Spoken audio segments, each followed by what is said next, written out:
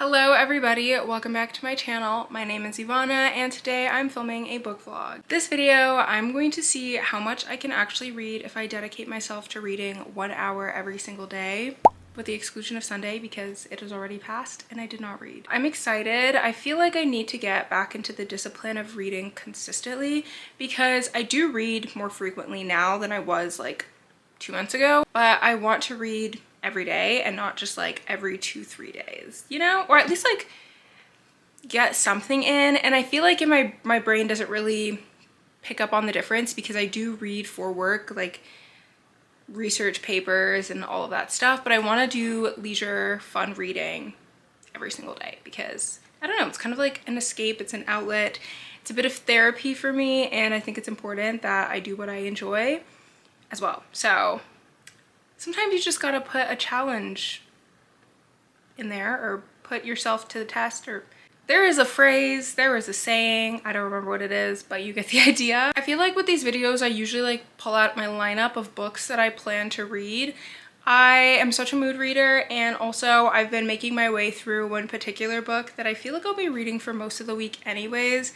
So I don't really know if it's important to show like a whole stack. I am currently reading Katabasis by R.F. Kuang, and this book follows 2 PhD students whose advisor recently died in a freak magic accident, and they are going to the depths of hell to save his soul so that he can write them letters of recommendations and they can get into top institutions with really good tenure track positions. So this story has been very funny to me. I think also just like seeing academia described in such a manner, which honestly is like very accurate. The overworked and underpaid grad students, like the stress of feeling like you need to publish, you need to get awards, all of that sounds like very alike what it can be like to be in academia. But yeah, I've really been enjoying this and I'm excited to get comfortable and do an hour of reading today and see where I get to. So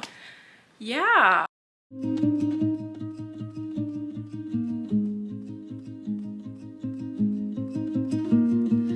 Ink on the desk tells stories the night won't keep. A secret buried where the cobblestones run deep. In the raven's glow where I follow every hidden trace. Hello everybody, it is Thursday and I am very guilty of having not filmed for the last 2 days. I wish I could explain myself, but honestly I just was not in the mood to film, but I did read at least for an hour both days, so I thought I would give you a bit of an update on how my reading has been. I actually decided to pick up another book, so I'm now kind of juggling 2 books as my primary reads. Still reading Katabasis, but I'm also now reading I Feed Her to the Beast and the Beast is Me by Jameson Shia. And I actually started reading this book probably 2 years ago. I got to like chapter 6 or 7 and then I never picked it back up, and I don't know why, because I was actually really enjoying this when I was reading it, and I'm really happy that I decided to pick it up for this video because I forgot how good this was. This book follows our main character, Laure. She is a ballet dancer at a very prestigious academy in France, in Paris, and she is one of the only Black ballet dancers and recognizes that that is an obstacle for her, not because being Black is a terrible thing, but because in a world like this, difference does not make you stand out in the way that one might hope to. And yeah, she ends up making a bargain with a supernatural entity that she was introduced to by another dancer, and it gives her an unusual and a very dangerous kind of power, and one that she's learning to wield. But at the point we are in the story, I'm wondering whether this will be her downfall, whether this will be her destruction. I am loving it. This is dark, it is atmospheric, it feels like, you know, a philosophical question about like what cost is one willing to achieve their dreams, or like at what cost should one be willing to achieve their dreams, and like what is evil in a world like this. I don't know, it's just so good, and I'm kind of just like letting the story wash over me. I don't really have thoughts beyond the fact that I'm enjoying it. So I'm going to be reading some of this today, and I'm probably going to read a little bit of Kitabasis as well. Hopefully I actually like pick up the camera to film, because I'm not going to start reading quite yet. I just wanted to give you guys an update, because I'm like, oh my gosh, if I don't give you an update, like this video will literally cease to exist. So yeah, this is the book. Okay, I just realized that I got a package from Book Outlet, so I thought what better place to open it than this reading vlog. So we're gonna do a little unboxing here. I think that was pretty good.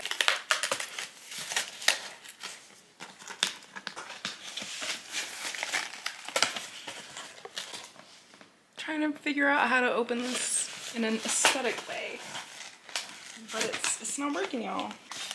Actually, that's so cute. It says warning, may contain awesome books. So last week I randomly texted Annie, hey, I just bought 9 books, and she was like, girl. But I don't regret a thing, and I'm gonna show you all the 9 books that I just bought. And in my defense, these books were $7.99 or less. How could I say no? Let me put that down so I can actually show you what's in the box.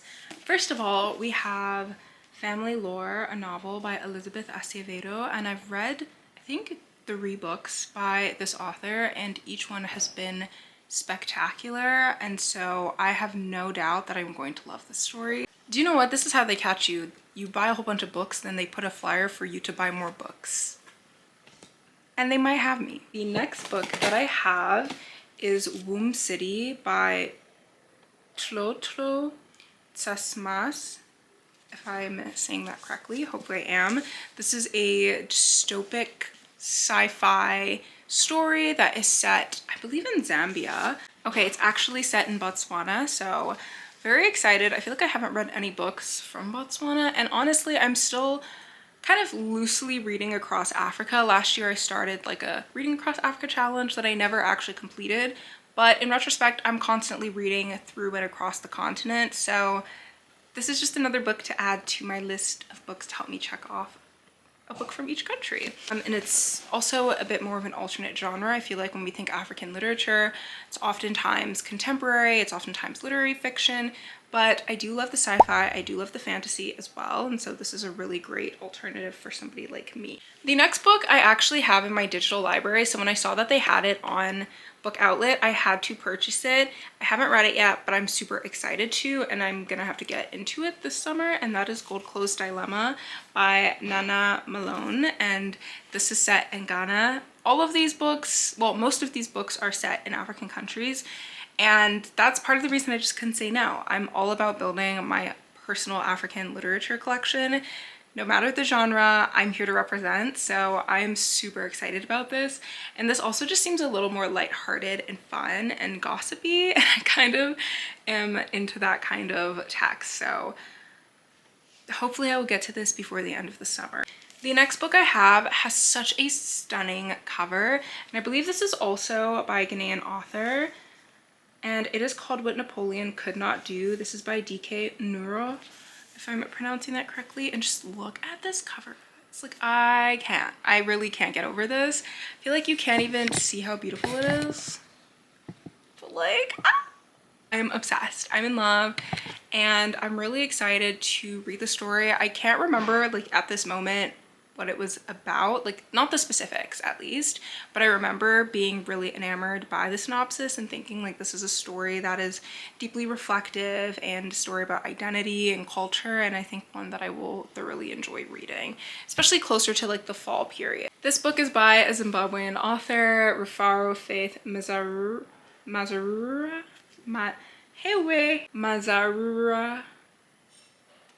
My Zim friends can definitely come for me because I don't think I pronounced that correctly.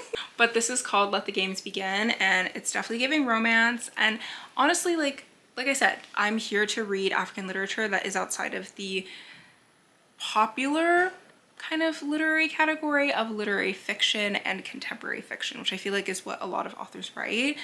Obviously romance is a bit of a contemporary vibe as well, so this is not that far out, but like reading African romances also feels revolutionary sometimes because a lot of the books don't focus on just romance. They focus on a lot of other things, and I think sometimes it's nice to know that like there are love lives that we can engage with and enjoy reading about. So yeah, I'm really like picking these books up and realizing how much I bought, but it's, again, it's totally worth it. This is A Spell of Good Things by Ayobami Adebayo, and this is by the author of Stay With Me, which I think I have on my shelf, but I'm also not 100% sure. But look at this cover. Like, it's always the covers that get me, and this is also a book that I've heard really great things about from some of my mutuals on TikTok, so I feel like this is a book I would like to read. It's literary fiction, it's reflective, and that's all I need to know. This is also by a Nigerian author, if you couldn't tell by the name. And then my next two African literature books, or Black/African lit books, are what I would consider classics, so I'm very excited to share them with you. The first one is A Grain of Wheat by Ngugi wa Thiong'o, who passed away last year. And this is a book that I've been meaning to read. I've read only one of Ngugi wa Thiong'o's books, which is The River Between. And I'm excited to get into a bit more of their backlist because they have an extensive backlist. And I feel like I'm an African literary scholar. Like, I need to get into it, you know, get my foot into it and get my opinions out there. So I'm looking forward to reading this. And then the next one that I have is Black No More by George S. Schuyler, I believe. And again with the cover. Like, I don't know, I just think that looks really cool. And I'm excited about this because it's thinking very closely to race. And I believe this book has something to do with the character who discovers that they could bleach their skin and pass as a white man. And I'm intrigued to see how that is engaged with in this story. So those are my African Black lit books. The last book I have is like very random and also a guilty pleasure read. So if you've read this author and thought, what the hell? Me too, but I kind of love that. So, and the last book I have is Sweet Nightmare by Tracy Wolff. I have read the entire Crave series by this author, and honestly this book sounds very similar to that series, but I don't really care. I mean, it was like 600-page books of complete nonsense and I ate it up. And sometimes I feel like writing just has to be sensational. It doesn't have to be great. And I don't know, this author does really great like sensational writing, something to just get you flipping the page. And I really love that, especially when I feel like I've been reading more dense work. And I think this is something that I will enjoy reading a little closer to September, maybe even October, especially since they like dabble with supernatural creatures and stuff. So yeah, that is my book haul, guys. That is my book haul. Hopefully after reading these, I can actually get to some reading today, because the faster I read what I'm currently reading, the sooner I can get to some of these books, as you might imagine.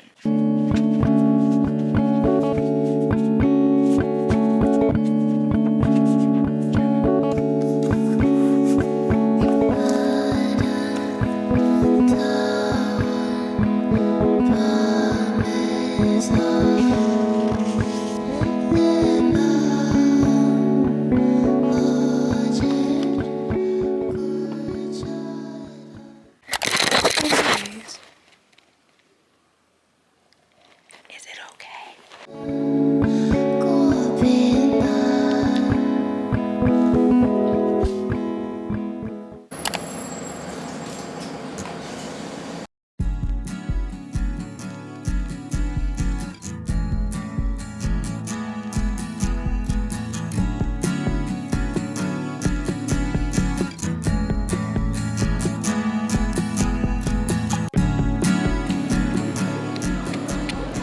Hello everybody, I want to wrap up this vlog and chat with you a little bit about the experience of filming this and just some of my thoughts around like reading and like reading challenges and stuff. So as you know, I have been making my way through 2 books this week. I started with Kitabasis by R.F. Kuang, which I have made actually pretty good progress with. I think I have like 200 pages left.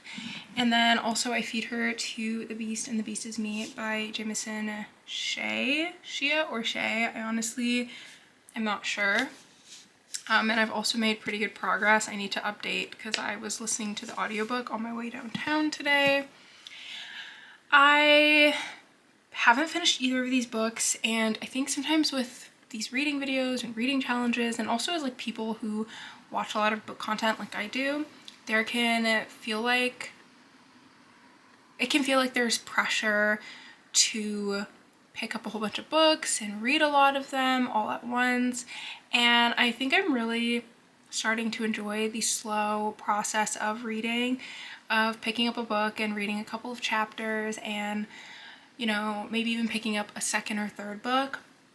And part of it is just a reminder to me that like reading isn't a race. I don't have to blow through a whole bunch of books, and even setting my Goodreads goal lower for me has given me a lot of peace of mind around reading.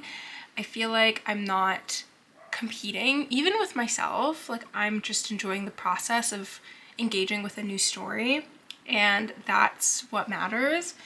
And so I film these videos. Sometimes they're successful, sometimes they're not.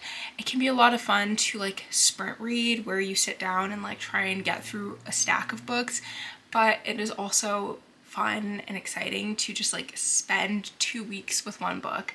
And yeah, I feel like that is really important to say, because I don't know, I think it can be like overwhelming to, you know, if you create content or whatever and you're filming one of these videos and you're feeling like I have to finish this book, I have to finish the book. Like you don't have to finish it. You can have a reading vlog of you reading one book and not finish it, not even get halfway through it, but just like revel in the excitement of getting to start it and like talk about how you're feeling reading the book and whatnot. So that's just how I'm feeling. I'm probably going to finish these books in the upcoming week, and maybe sooner, because there is like a cute little reading fest happening in Calgary, and I want to pick up one of my library books for that.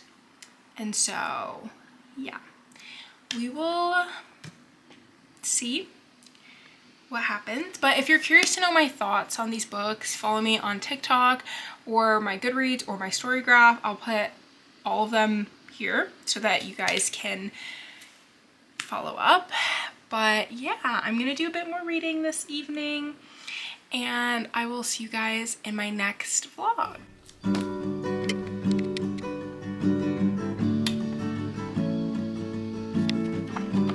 Why can't we feel the same? I know I'll never try again. It's not that it couldn't change. Is it worth it to pretend? I love it when you're reading a book and like you discover new things.